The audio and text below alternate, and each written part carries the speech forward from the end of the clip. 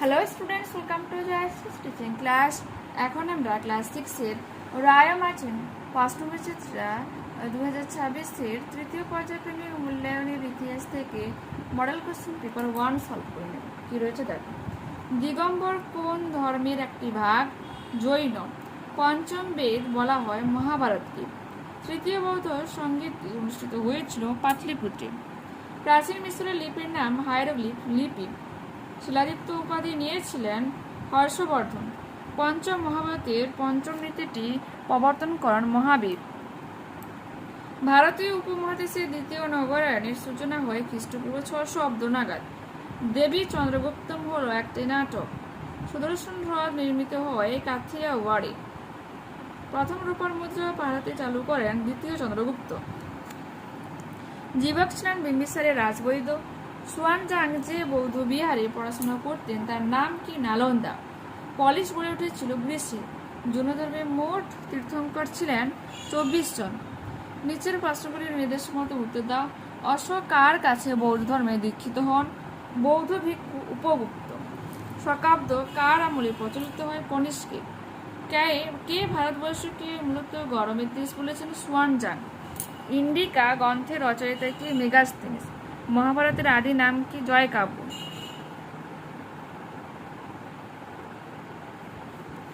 শূন্যস্থান পূরণ করো। মিশরের শাসকদের ফারাও বলা হতো।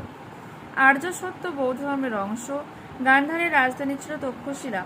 কস্তম্ভ মিলাও হিনজান মহাযান বৌদ্ধ ধর্ম। দ্বাদশ সংঘ জৈন ধর্ম। মহাকাশ্য প্রথম বৌদ্ধ সঙ্গীতি।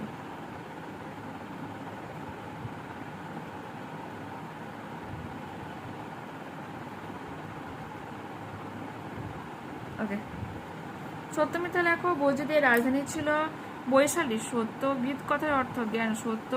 কলিঙ্গ যুদ্ধ হয়েছিল হর্ষবর্ধনের সময়। মিথ্যা। নিচের প্রশ্নগুলির উত্তর দাও। সাতবাহন বংশের প্রতিষ্ঠাতা কে? শিমু। এবং এই বংশের শ্রেষ্ঠ রাজা কে ছিলেন? গৌতমীপুত্র সাতকর্ণী। বর্ণাশ্রম বলতে কি বোঝো? এটা তোমার রয়েছে 68 পেজে, দেখাচ্ছি।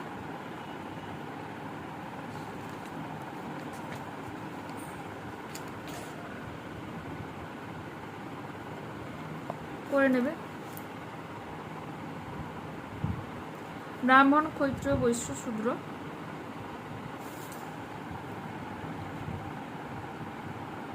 হর্ষবর্ধনের লেখা দুটি নাটকের নাম রত্নাবল্লী, প্রিয়দর্শিকা। ধর্মচক্র প্রবর্তন কি? তোমাদেরকে দেখাই কত পেজে রয়েছে। 91 পেজ।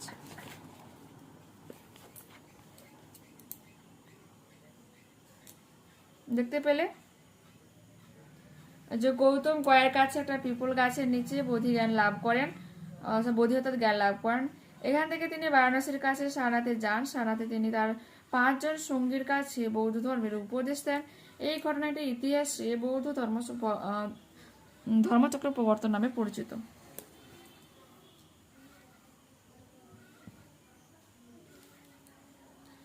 ষোড়শ মহাজনপদের আমলে ফসল সম্পর্কে কি জানা যায়? 137।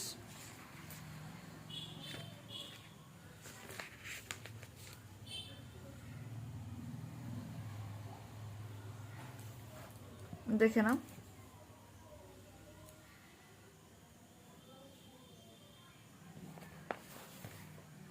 পলিশ বলতে কি বোঝো? উদাহরণ লেখো, উদাহরণ সহ লেখো। আচ্ছা, 74 পেজে এটা রয়েছে।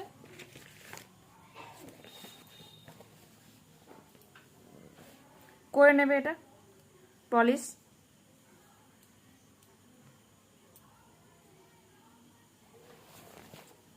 মুদ্রাক্ষরের বিষয়বস্তুটা আলোচনা করতে বলা হচ্ছে। 160 পেজে রয়েছে।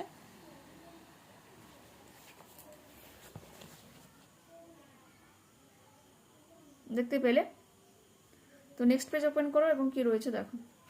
শিল্প, এখানে গন্ধার লিখে দিচ্ছে, এখন অ্যাকচুয়ালি গান্ধার। করে নেবে। দেখতে পেলে নেক্সট আমাদের কি বলেছে? আলেকজান্ডারের ভারতীয় উপমহাদেশ অভিযান সম্পর্কে লেখো, যেটা 179 পেজে রয়েছে।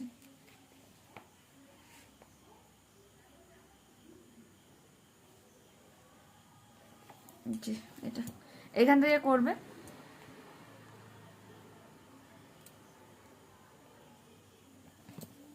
এখানে পর্যন্ত রয়েছে।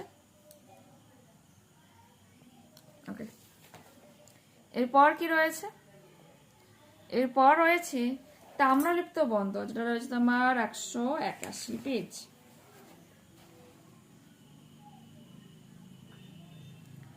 দেখতে পেলে?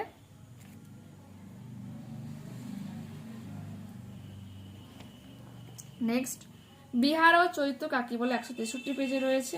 ওপেন করো।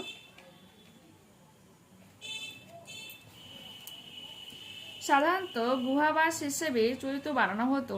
চৈত্য হলো লম্বাটে ধরনের। উপাসনার জন্য চৈত্যের এক প্রান্তে স্তূপ থাকতো। সাতবাহন রাজারা নাসি, কার্লি, পিতন খুরা প্রভৃতি অঞ্চলে চৈত্য বানিয়েছিল। বিহার তৈরি হতো বৌদ্ধ ভিক্ষুদের থাকা ও পড়াশোনার জন্য। বিহার হলো আসলে অনেকগুলি গুহার সমষ্টি। এরপর কি রয়েছে? নালন্দা মহাবিহারের শিক্ষা ব্যবস্থা সম্পর্কে লেখো, যেটা 157 পেজে রয়েছে। এই যে নালন্দা যে টিকা রয়েছে না, এখান থেকেই তোমরা করবে। প্রাচীনকালে ভারতের একটা বিখ্যাত বৌদ্ধ শিক্ষা কেন্দ্র হলো নালন্দা মহাবিহার। নালন্দা মহাবিহারে দেশের ও দেশের বাইরের ছাত্ররা পড়াশোনা করত। চীন, তিব্বত, কোরিয়া, সুমাত্রা, জাভা প্রভৃতি দেশের ছাত্ররা নালন্দা মহাবিহারে পড়তে আসত। যে কোনো বর্ণ ও ধর্মের ছাত্র নালন্দা মহাবিহারে পড়তে পারত। নালন্দা মহাবিহারে থাকা, খাওয়া ও পড়ার জন্য কোনো খরচ লাগতো না। কঠিন পরীক্ষায় উত্তীর্ণ হলে এখানে ভর্তি হওয়া যেত। এখানে বহু বিখ্যাত পণ্ডিত পড়াতেন, আবার লেখাপড়া শেষ হওয়ার পরেও পরীক্ষা দিতে হতো। প্রাচীনকালে রাজারা যজ্ঞ করতেন কেন? এটা তোমার রয়েছে 66 পেজে। এই যে এখানে রয়েছে, দেখে নাও। যজ্ঞের কারণ, যে প্রাচীনকালে রাজারা পুরোহিতের পরামর্শে নানা রকম যাগযজ্ঞ করতেন। এগুলোর মধ্যে প্রধান ছিল রাজসূয়, অশ্বমেধ, বাজপেয় প্রভৃতি। যজ্ঞের কারণ কি? রাজা বিভিন্ন কারণে যজ্ঞ করতেন। যুদ্ধে যাওয়ার আগে যুদ্ধে জয়লাভ করার ইচ্ছার যজ্ঞ করতেন। যুদ্ধে জয়ের পর যুদ্ধে জয়লাভ করার পর কৃতজ্ঞতা বশত যুদ্ধ করতেন। ক্ষমতা জাহির করা, রাজারা নিজেদের ক্ষমতা জাহির করার জন্য যজ্ঞ করতেন। এরপর কি রয়েছে? যে নিচের প্রশ্নগুলির উত্তর দাও।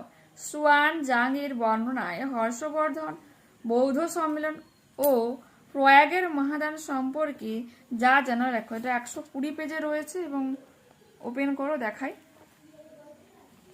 এই প্রশ্নটা করে নেবে, প্রয়াগের মহাদান রয়েছে, দেখতে পেলে? তো নেক্সট প্রশ্নে যাই। নেক্সট প্রশ্ন আমাদের কি বলেছে? অশোকের ধর্মনীতি সম্পর্কে যা জানা লেখা, যেটা রয়েছে তোমার 107 পেজ। যেখানে রয়েছে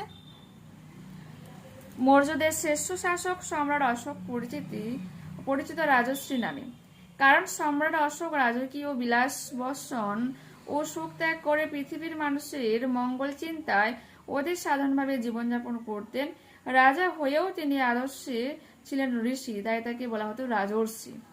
আর অশোকের ধর্ম, তার মধ্যে রয়েছে অশোকের ধর্মের মূলনীতিটা করবে পয়েন্ট আকারে, অশোকের ধর্মের বৈশিষ্ট্যও করবে। এরপর কি রয়েছে?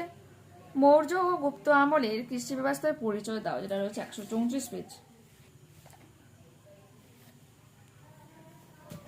করবে এটা।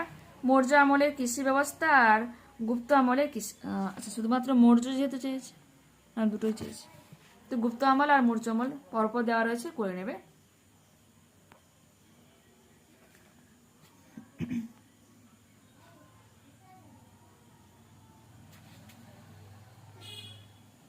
ওকে,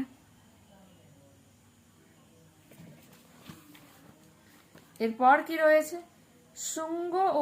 শুঙ্গ কুষাণ সাতবাহন আমলের শিল্প চর্চা সম্পর্কে লেখো।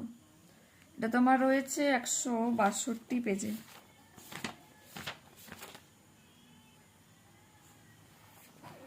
দেখো এখানে রয়েছে কি বলেছে? শুঙ্গ কুষাণ সাতবাহন আমলের শিল্প চর্চার বৈশিষ্ট্য কি? তো হেডলাইন করে বৈশিষ্ট্য বলে, এই আমলের শিল্প সাধারণ মানুষের জীবনে ছাপ পড়েছিল। এই সময়কাল ধর্মীয় স্থাপত্যের স্তূপ, চৈত্য, বিহার নির্মাণে সেরা নজির তৈরি করেছিল। স্থাপত্যের শিল্পে প্রধানত বৌদ্ধ ধর্মচর্চা জড়িত থাকলেও জৈন ধর্মের স্তূপ, হিন্দু মন্দির স্থাপত্যের নজির ছিল। শুঙ্গ কুষাণ যুগের ভাস্কর শিল্প ছিল মূলত বুদ্ধের জীবন ও বৌদ্ধ ধর্মকেন্দ্রিক। এই আমলে পোড়া মাটির ব্যাপক ব্যবহার শুরু হয়েছিল। এরপর কি রয়েছে? গুপ্ত যুগের বিজ্ঞান চর্চা সম্পর্কে আলোচনা করে, যেটা 162 পেজে রয়েছে, করবে। চিকিৎসা ক্ষেত্রে, তারপর হচ্ছে জ্যোতির্বিজ্ঞান চর্চা, তারপর হচ্ছে গণিত, ধাতু বিজ্ঞান, এগুলো।